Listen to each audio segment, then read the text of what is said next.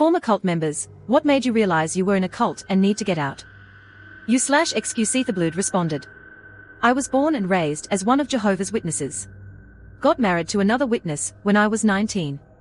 Around age 23, I started questioning the intense level of control they have on our smallest choices.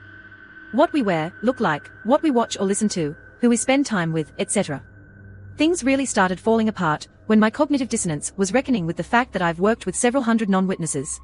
And they were every bit as intelligent, compassionate, and loving as the best witnesses I knew, yet the organization taught me that non-witnesses were selfish, horrible people.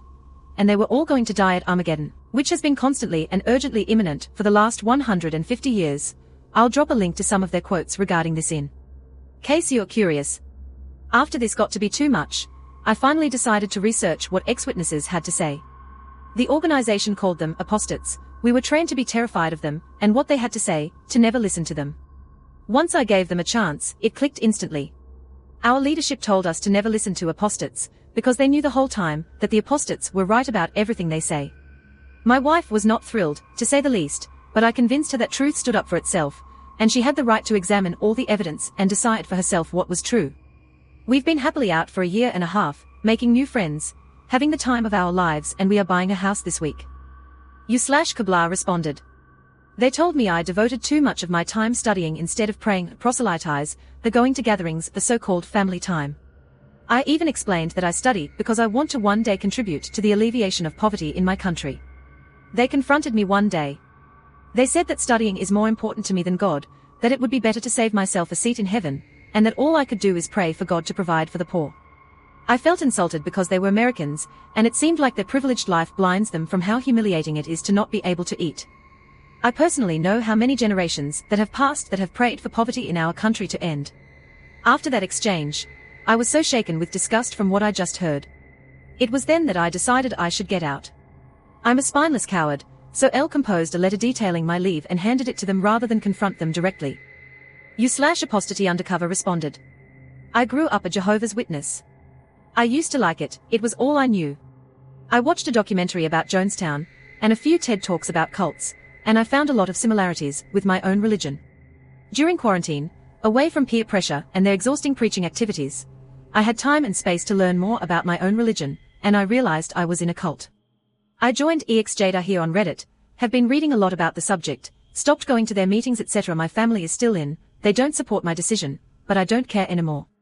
I'm 17, might go to college this year, and I'm glad that I'm out. You/Leaving Leaving Eden podcast responded. Eden. I was raised in the independent fundamental Baptist cult. There were always warning signs, but I was indoctrinated from birth, so it was easy to ignore them. Between my freshman and sophomore years at the cult-sponsored college, the most famous pastor, cult leader, was caught being a sexual predator, and is now in jail. When I went back for my sophomore year, people around the country were being asked to write letters to ask the judge for leniency for Sharp, because he was a good man. In that same year, I got caught with my boyfriend's arm around my shoulders, and almost got expelled. That was the final straw for me. Seeing the same people, who begged for mercy for a child molester, throw the book at me for a side hug made all the pieces fall into place. That's the super short version, but if you want the whole story, I tell it on the Leaving Eden podcast. SC. You/Deleted responded. I was in an offshoot of AA for drug addicts called DAA. They treated the AA Big Book as gospel, and they encouraged absolute control from your sponsor, mentor. You had to tell them every grisly detail about your life. They refused to allow people to take mental health medicine. The group took up all of my time and spent hours trying to go to NA meetings to recruit people. They saw Bill Wilson as almost godlike. At the top of the organization in London was a figure who subtly placed himself as the cult leader, and took advantage of young newcomers sexually and financially. They cast every problem in your life as your fault. You'd be lacking faith, or not doing the right prescribed cult actions like meditation, or writing down your failings in detail and sharing them. Sponsors often told other people what their sponsees told them. There was no privacy. I left when my partner, now wife, managed to show me what was going on. Unfortunately, she read a lot of my graphic writings about my past, and we struggled to repair trust. I hate them. They prey on vulnerable people and make the cult their lives. If you leave, you're isolated and bereft and alone, because your entire life is in there. Please avoid. Happy to answer questions about them. I'm UK based, but they are worldwide. You/Sugar Stunted responded. I think my friend finally realized when I screamed at her crying on the phone and hung up on her. I know none of you here know me, but that is not anywhere near my usual behavior. Her then BF, Jehovah's Witness, was taking her to Kingdom Hall, was giving her number out to his pastors and their wives, was trying to indoctrinate her after they had dated for a while and going on about how they couldn't be together if she wasn't one too. She was cautiously kind of going along with it. And I can't particularly say what was the tipping point, but I finally lost it. I consider her family and would absolutely take a bullet or give her a kidney if needed. I happened to be in the car with my mom when it happened and scared the shit out of her. Luckily they broke up pretty quickly after that. You/most Leroastitoasti responded. My parents joined a cult that posed as a Christian church, but it ended up being extremely toxic and 1000% a cult. Here's some things that made them know to leave. My mom was a wild teenager and had somewhere around 5 abortions before she was 18. When you joined this cult, you had to spend a week confessing and writing out all of your sins, like all of them. Obviously my mom wrote her abortions, and they made her get baptized for every abortion she had, so she got baptized like 7 times or something wild. Next thing, my mom got pregnant with me 4 or 5 months after they joined, and they prayed over her constantly and made her and my dad pray every day multiple times a day that God wouldn't take me from my mom because of her past abortions. My parents were frightened for my mom's whole pregnancy that she was going to miscarry because God was punishing her. When I finally was born, there was obviously tons of joy because of my birth. 3 days after I was born, the leaders of the cult came to my parents' house out of the blue and said they needed to 1. Collect their tithe 2. Make my mom repent for missing church that weekend. I was born on a Saturday. She wasn't gonna make it to church that Sunday obviously. And 3. Pray the spirits of my mom's past aborted babies off of me. In that moment, my parents told them to leave and that they wouldn't be back to the church, so they cursed me and my parents, saying we would go to hell, and my older sister, 3 at the time, would go to heaven, and have to be punished for my parents and I, the 3-day-old baby. Wild times, haha. You/not_a_fake name responded.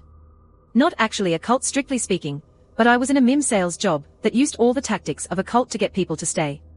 Promise of future success, isolation from friends and family etc.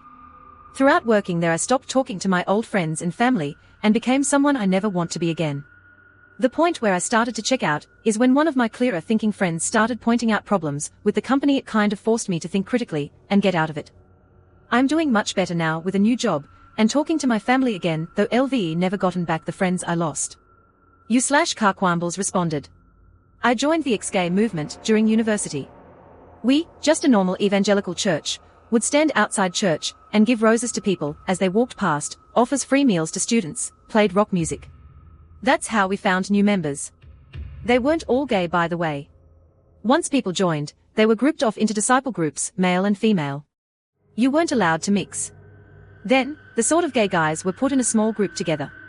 It was strange how they would ask us questions to probe this. The main guy did pick us out somehow. In the group, there were 4 to 5 of them. We started praying over each other and doing more secretive tasks to make us more straight. I went on several camping trips with these guys. I quite liked it. I think I realized it was a cult too late. I just left when it was taking up too much spare time.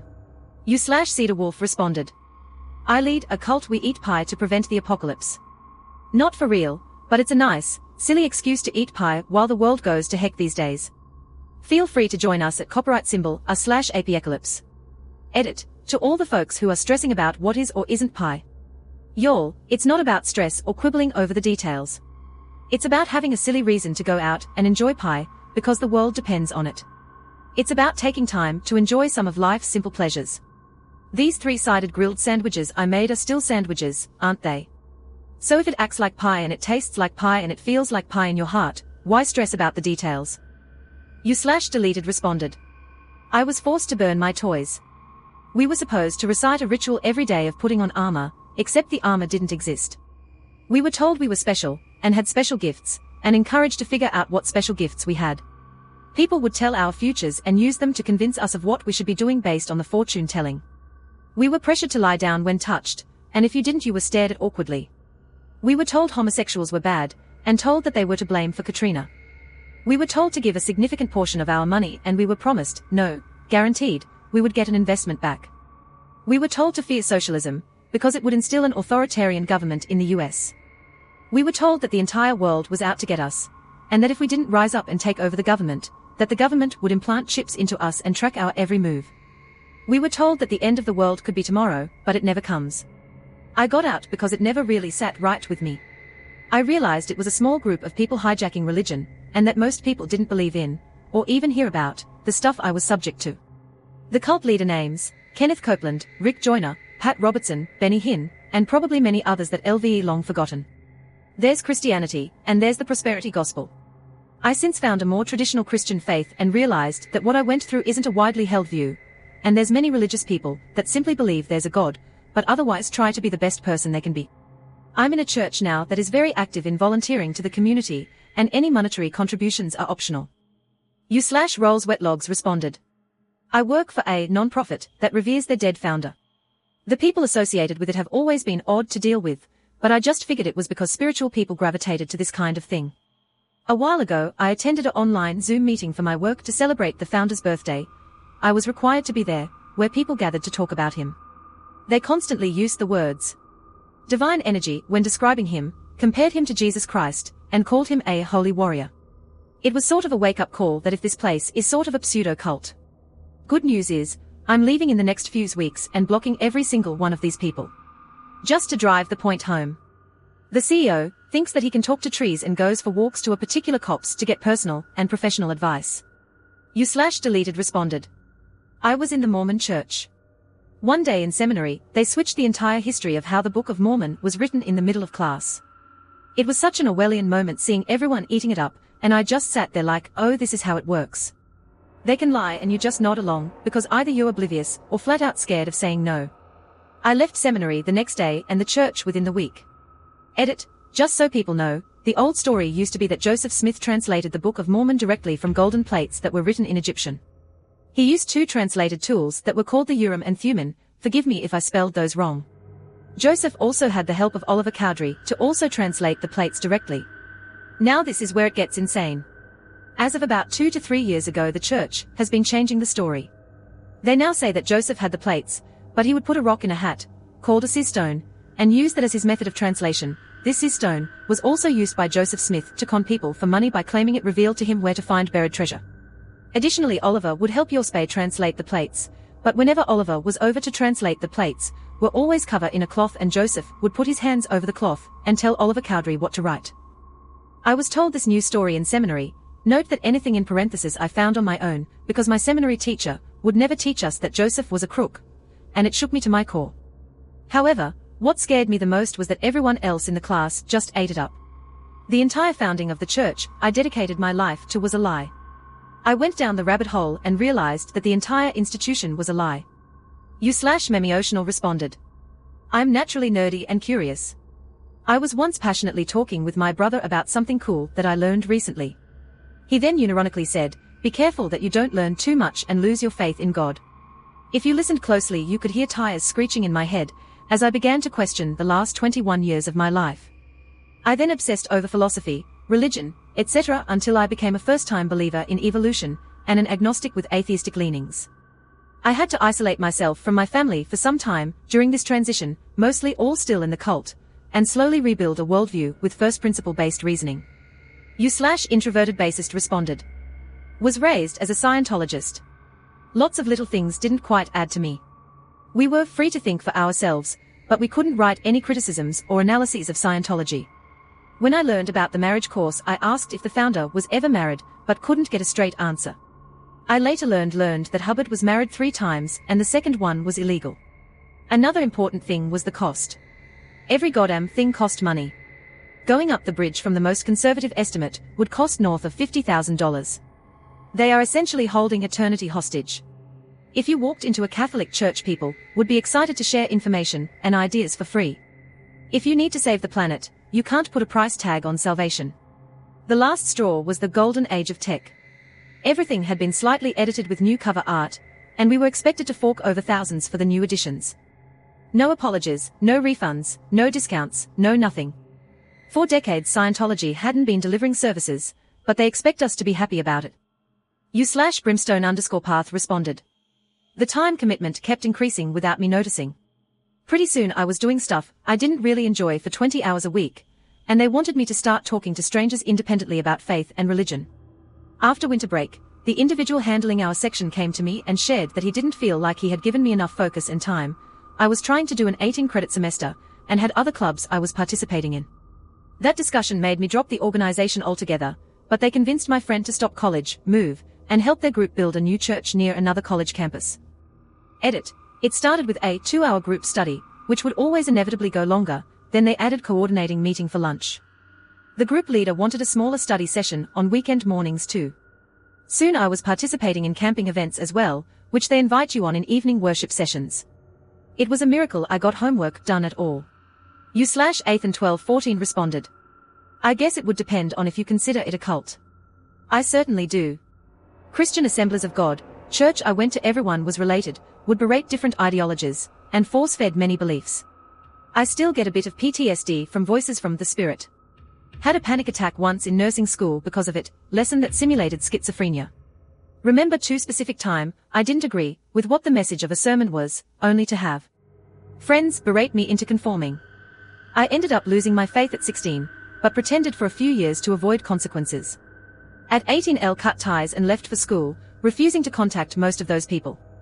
My parents are still indoctrinated, but I have a healthy separation between us and our religious beliefs, by which I mean they dislike it, think I'm going to hell, have a slight dislike for my wife, because they always thought a good Christian woman would bring me back to the faith. My wife is a wonderful, kind woman who makes me very happy, fuck them for that one, and try to use every crisis in my life as a chance to nudge me back into the cult.